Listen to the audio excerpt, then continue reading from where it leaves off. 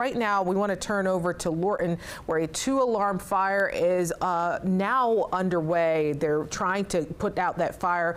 It appears to be a recycling pile that caught on fire. Let's take a listen in. From the facility, who was trapped on a crane elevated about 40 feet in the air. Our initial units were able to climb that tower, access the person, and utilizing some of our aerial device effector rescue, removing that individual from the crane. He was airlifted to an area hospital where he's currently under treatment.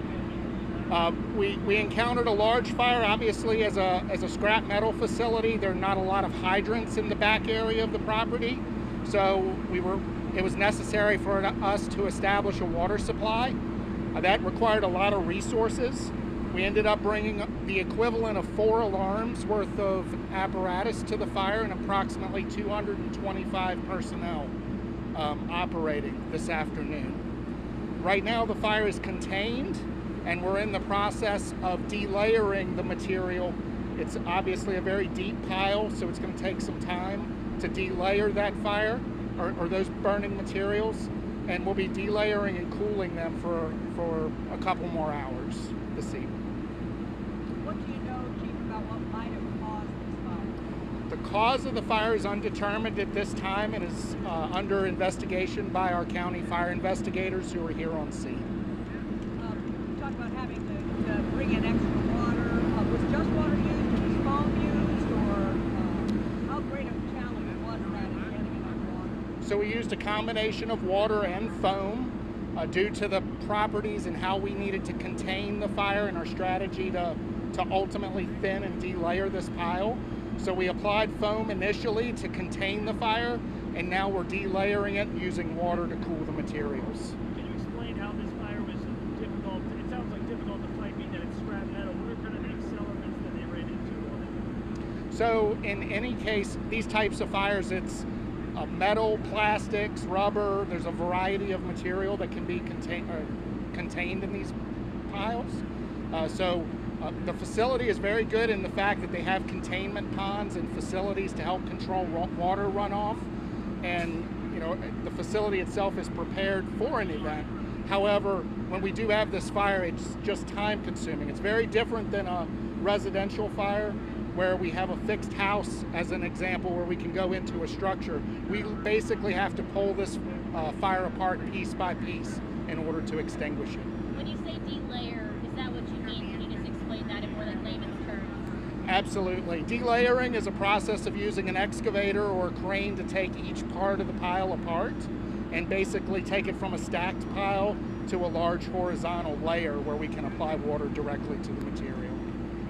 Some witnesses told me that they saw 2 people trying to go up before the fire on the guy to try to get the man out of the crane. Do you have any knowledge of that? Or? I do not have any information.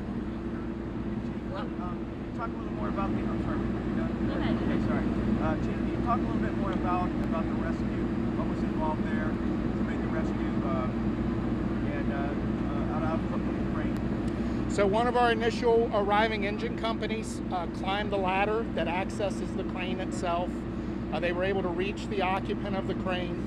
At that time, he was reported as unconscious, so he was in a serious condition. They packaged him and were able to lower him utilizing one of our aerial ladders when it arrived on scene. So leveraging one of our tower ladders, we were able to place a bucket higher, remove the victim to that bucket, and take them to the ground. So last check we heard 7 people total were injured, including one of your own. But which department was the firefighter from who's injured, and what is their condition? So the firefighter injury, the firefighter is stable. He's been treated at an area hospital. He was associated with the Fort Belvoir Fire Department. Fort Belvoir? Yes. Do you know the nature, was smoke the chief problem that led to the transport? Yes.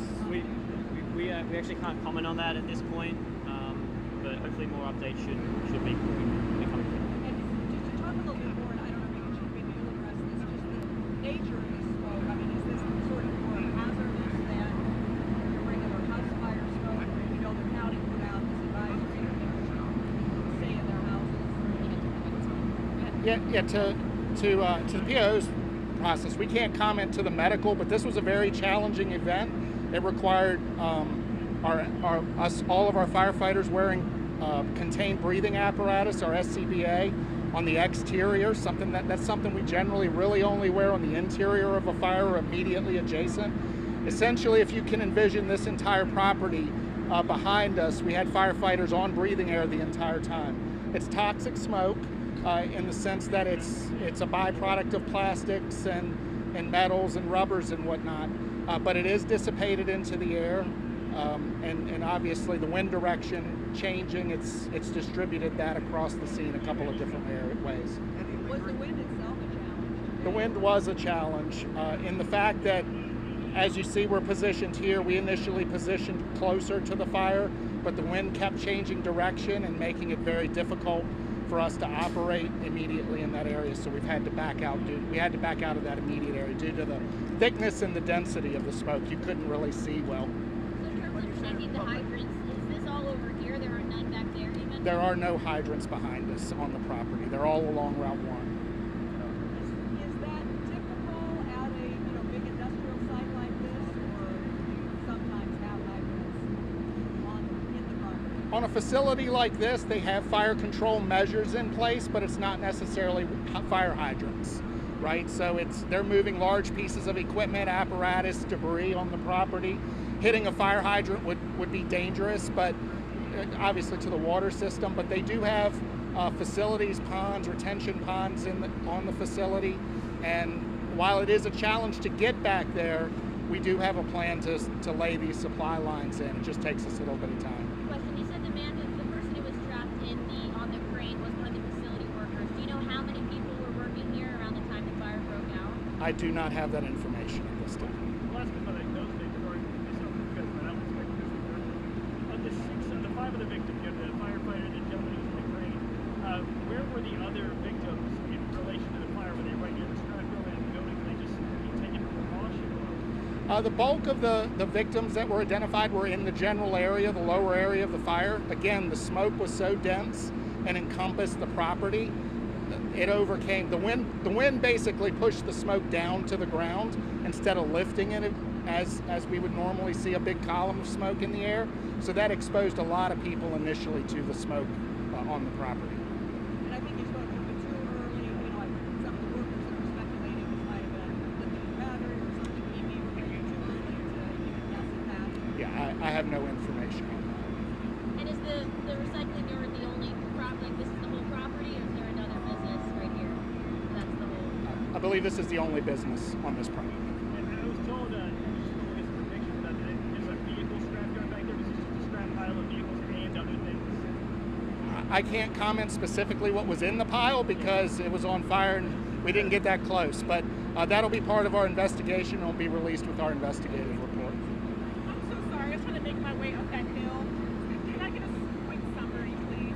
I'm so sorry. We can work with you. On the side. Yeah, we can work with you on the side. Yeah. Thank you very much. Thank you so much. Appreciate it. Thank you all.